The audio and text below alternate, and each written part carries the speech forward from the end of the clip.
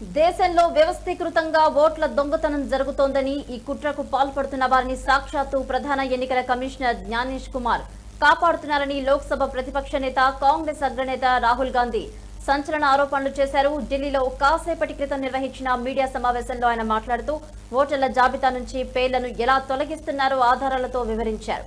ఇటు కర్ణాటకలోని అలన్ నియోజకవర్గంలో జరిగిన ఘటనను ఆయన ఉదాహరణగా చూపించారు. అక్కడ ఏకంగా 6018 ఓట్లను అక్రమంగా తొలగించేందుకు ప్రయత్నం జరిగిందని రాహుల్ ఆరోపించారు. ఇది అనుకోకుండా బయటపడ్డ ఒక ఉదంతం మాత్రమే అని అన్నారు. అలందులో మొత్తం ఎన్ని ఓట్లు తొలగించారో మాకు తెలియదు, కానీ 6018 ఓట్ల తొలగింపు వ్యవహారం మాత్రం పట్టుబడిందని కూడా ఆయన పేర్కొన్నారు. ఇటు ఈ కుట్ర ఎలా బయటపడిందో వివరిస్తూ ఒక బూత్ లెవెల్ అధికారి తన బంధువు పేరు ఓటర్ల జాబితాలో కనిపించకపోవడంతో ఆరా తీశారు. ఆమె బంధువు ఓటును సంబంధించి ఒక పొరుగు వ్యక్తి దరఖాస్తు ద్వారా తొలగించినట్లు ఆ రికార్డుల్లో పేర్కొన్నారు.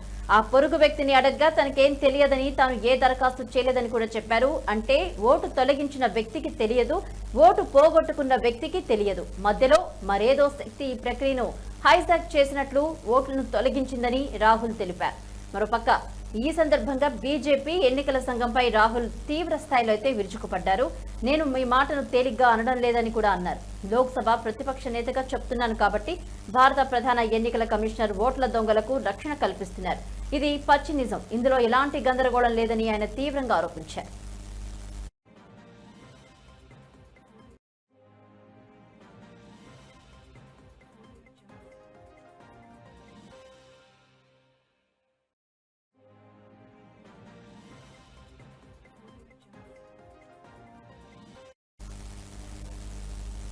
గతంలో తాను చెప్పినట్లుగా త్వరలోనే హైడ్రోజన్ బాంబ్ లాంటి బలమైన సాక్ష్యాలను బయట పెడతారని రాహుల్ గాంధీ స్పష్టం చేశారు. ఈ రోజు చూపించింది కేవలం దాని ట్రైలర్ మాత్రమేనని, అసలు విషయం ముందుందని ఆయన పేర్కొన్నారు. ఈ యొక్క సమాజము